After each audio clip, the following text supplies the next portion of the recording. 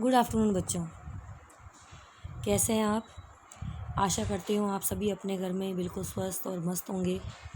काफ़ी छुट्टियाँ बिता ली आप लोगों ने।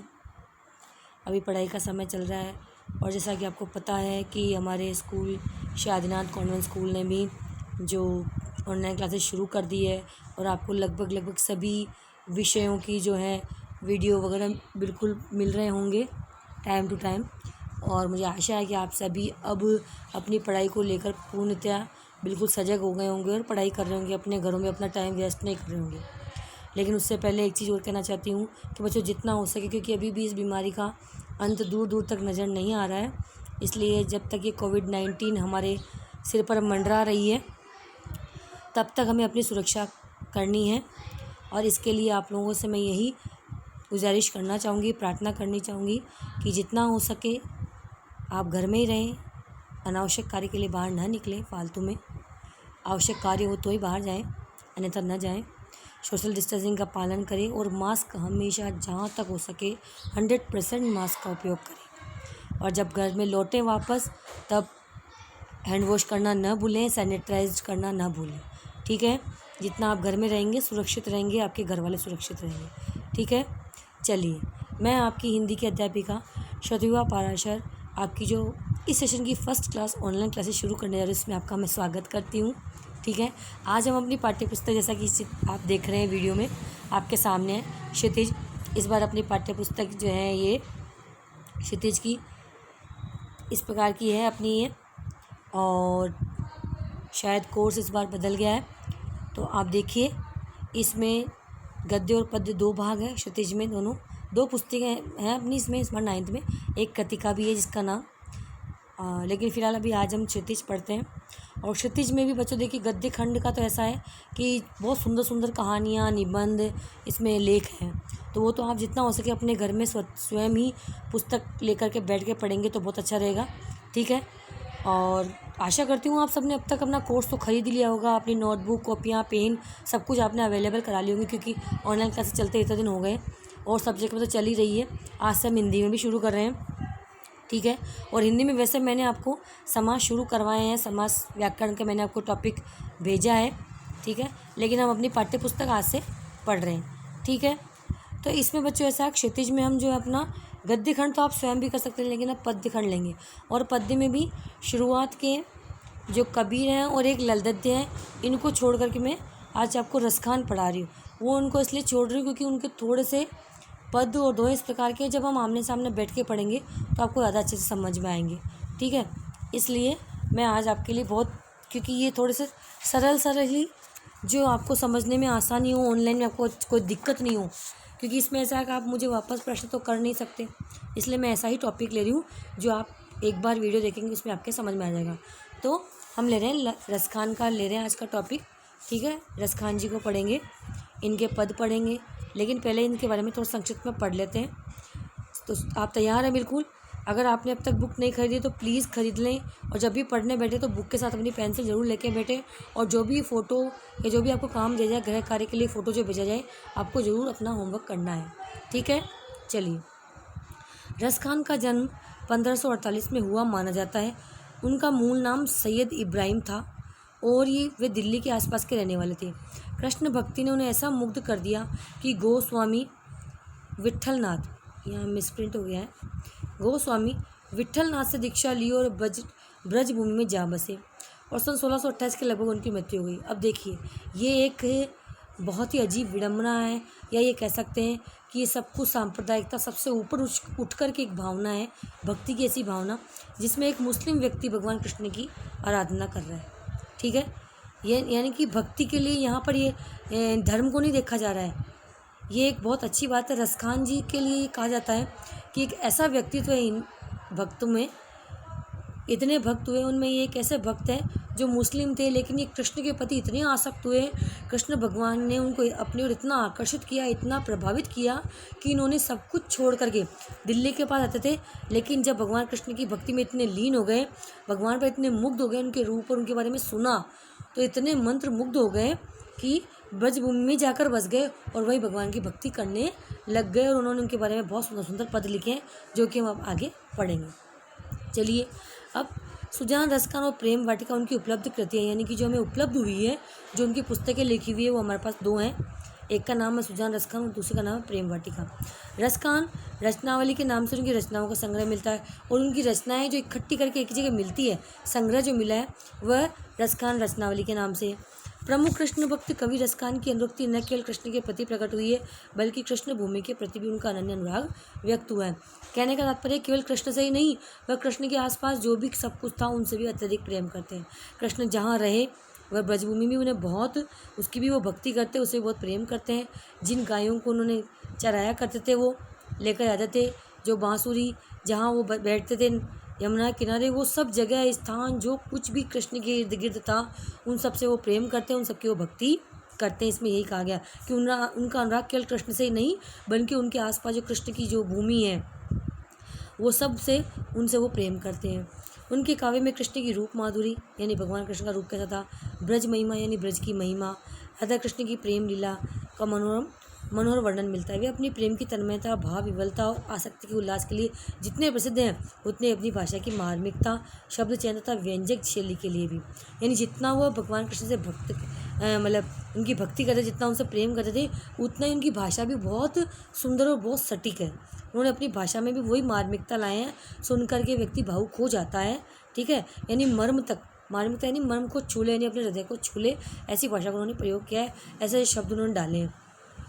उनके यहाँ ब्रजभूमि का अत्यंत सरस और उनके यहाँ ब्रज भाषा का अत्यंत सरस और मनोरम प्रयोग मिलता है। इन्होंने ब्रज भाषा का प्रयोग किया है, जिसमें जरा भी शब्दाडंबर नहीं है। शब्दाडंबर है ना, यानी शब्दों का आडंबर नहीं है, यानी दिखावा नहीं है, जो था वैसा ही लिखा है।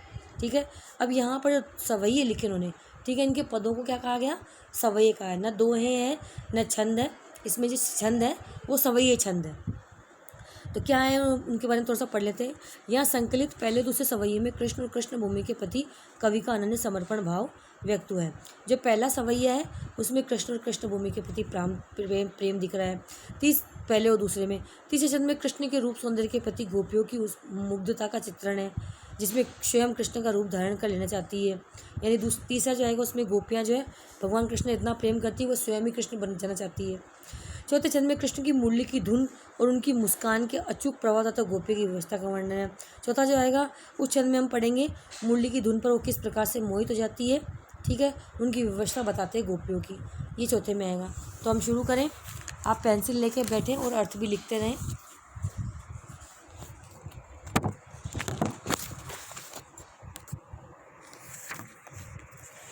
तो देखिए यहाँ पर देखिए, पहले एक बार मैं आपको सारा पढ़ लेती हूँ, फिर आपको बताती हूँ मैं। मानुष हो तो वही रसखानी, बसो ब्रज गोकुल गाँव के ग्वारन।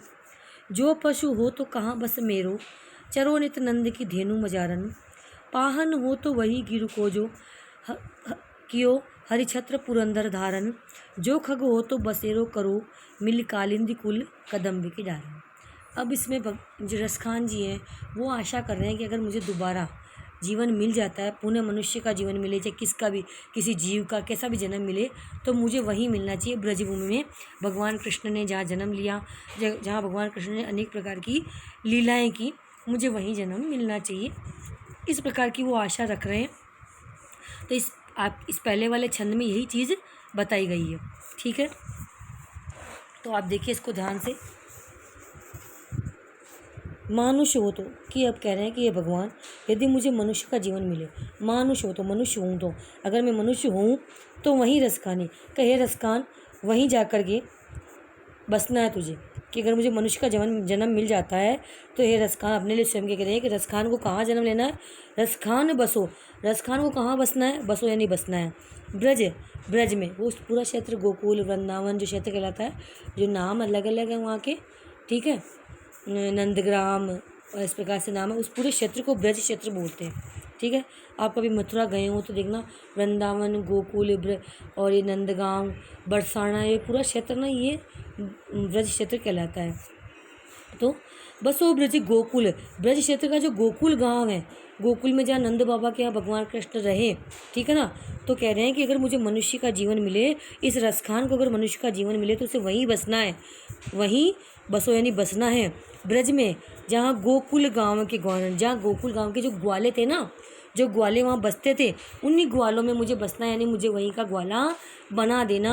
भगवान को कह रहे हैं कि भगवान अगर मुझे पुनः जन्म मिलता है और मनुष्य का ही जन्म मिलता है इस रसखान को, तो इसे वहीं बसा देना। या मुझे खुद के लिए कहते हैं मुझे वहीं बसना है, ब्रज के उसी गोकुल गाँव में जहाँ पर ग्वाले बसते थे, यानी मुझे वहीं ग्वाला बनना है। और अगर मनुष्य न बनाओ, पशु बनाओ, तो क्या करना है? जो पशु हो तो कहाँ बस मेरो। और अगर पशु हो और मेरा बस नहीं है, कहाँ बस मेरो, मेरा वश नहीं चलता, ठीक है, कि मेरा वश नहीं चलता। लेकिन मैं तो ये कहता हूँ अगर मैं पशु हूँ, कहाँ बस यानी कहाँ मेरा वश चलता है, बस यानी कहाँ वश चलता है। तो जो पशु हो तो पशु, पशु यानी पशु, अगर मुझे पशु बना देते हो तो मुझे कहाँ बस मेरो, मेरा बस नहीं चलता। नहीं तो चरो नित नंद की धेनु, तो मुझे वहीं चढ़ना है, चरो नित, रोज़ मुझे वहीं चढ़ना है। धन नंद बाबा की धेनु, धेनु यानी गायें, नंद बाबा की गायें, मजारन, मजारन कहते बीच में, उन गायों के बीच में, नंद बाबा की गायें जहाँ चरती हों उन्हीं गायों के बीच में ही मुझे चढ़ना है, जा कर के मुझे वहीं रहना है। यानी मुझे वही गाय या बकरी या कुछ बना देना ऐसा, जहाँ नंद बाबा की गायें चरती होंगी मैं भी उन्हीं के बीच में जाके चढ़ लूँगा, ठीक है। अगर मेरा बस चले तो हे बाबा, हे भगवान कृष्ण के लिए वो कह रहे हैं कि हे कृष्ण, हे मेरे आराध्य, यदि मुझे पशु का जन्म मिलता है तो मुझे ऐसा ही जन्म मिले जहाँ पर नंद बाबा की गायें चरती हों, उन्हीं के बीच में मुझे चढ़ने का सौभाग्य प्राप्त हो। मुझे वहीं उनके बीच में ही, उन्हीं गायों के बीच में, गाय बनाओ तो उन्हीं के बीच में, बैल बछड़ा कुछ भी बनाओ, बकरी बनाओ तो उन्हीं के बीच में जा कर के मुझे चढ़ना है, अगर मुझे पशु बनाते तो। और अगर मनुष्य नहीं बनाते, पशु नहीं बनाते हो, और अगर मुझे पत्थर बना देते हो, निर्जीव बना देते हो, तो पाहन हो तो वही गिरी को। अगर मुझे पत्थर बनाते हो तो उसी गिरी का बनाना, गिरी यानी पहाड़ का, पाहन यानी पत्थर। अगर मैं पत्थर हूँ, पत्थर बन जाऊँ अगले जन्म में, तो पाहन हो तो, अगर मैं पत्थर हूँ तो मुझे वहीं गिरी को, उसी गिरी का बनाना जो किया गया। हरि छत्र, हरि ने छत्र के रूप में उठा लिया था, भगवान कृष्ण ने छत्र के रूप में उठा लिया। पुरंदर धारण कर लिया था, पुरंदर का घमंड, उसका गर्व, पुरंदर कहते हैं इंद्र को, मैंने लिख रखा है यहाँ पे इंद्र, पुरंदर का नाम, पुरंदर जो है इंद्र का पर्यायवाची है।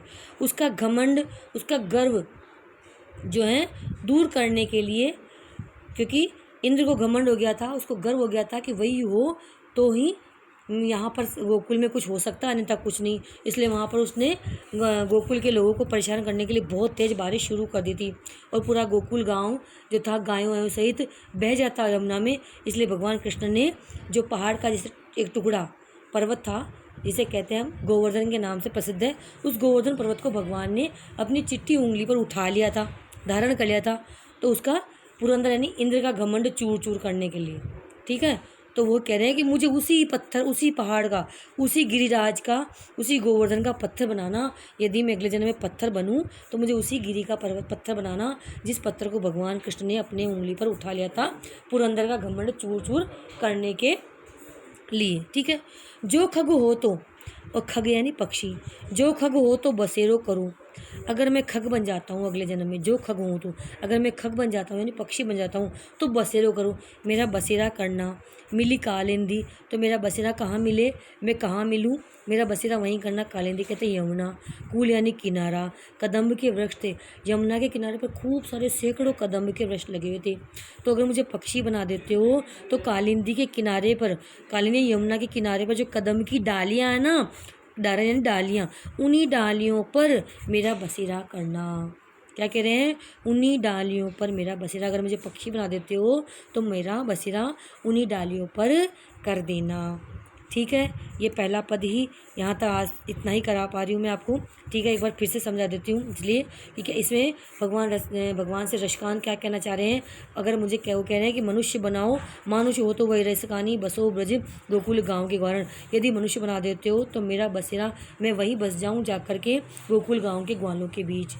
जो पशु हो तो कहाँ बस मेरो चरो नित नंद की धेनु मजन। और यदि मैं पशु बन जाता हूँ तो मैं वहीं चरूँ निरंतर, नंद बाबा की जहाँ गायें चरती रहती उन्हीं के मध्य, उन्हीं के बीच में चरता रहूँ। चाहे मुझे ग्वाला बछड़ा कुछ भी बना, गाय बछड़ा कुछ भी बनाए, ठीक है, बकरी बनाए तो मैं उन्हीं गायों के बीच में चलूँ।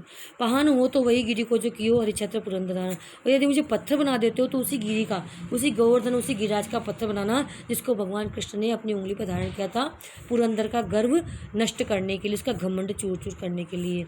जो खग हो तो बसेरो करो मिली कालिंदी कुल कदम गिरा। और यदि मुझे पक्षी बना देते हो तो मेरा बसेरा उसी वृक्ष की ओर करना, वृक्ष पर करना, उसी कदम की डाली पर करना जहाँ यमुना नदी के किनारे पर जो वृक्ष लगे थे कदम के, जिनके नीचे बैठकर भगवान कृष्ण बांसुरी बजाया करते थे, उन्हीं वृक्षों की डालियों पर मेरा बसेरा करना। ठीक है, तो यहाँ पर इसमें वो भगवान से यही प्रार्थना करते हैं कि मुझे अगला जन्म इसी तरह का प्राप्त हो। अपने भगवान अपने आराध्य के प्रति वो इस प्रकार अपना प्रेम व्यक्त, अपनी भक्ति व्यक्त कर रहे हैं। आशा है मुझे आपको अच्छे से समझ में आया होगा। इसकी मैं आपको पिक्चर सेंड कर दूंगी अभी, जिससे आपको लगे इसके सारे अर्थ आपको अपनी कॉपी में लिख लेने हैं। तो किस प्रकार लिखने हैं, जैसे मानुष लिखना उसके सामने मनुष्य, बसो लिख के उसके सामने बसना, ग्वारन लिख के उसके सामने ग्वालो, इस प्रकार आपको लिख लेना है। जैसे अपनी आपकी बुक में भी लिखा हुआ है, ये लिख रखा है, या फिर आप इनको लिख लेना। ठीक है, दोनों की पिक्चर सेंड करती हूँ। धन्यवाद बच्चों।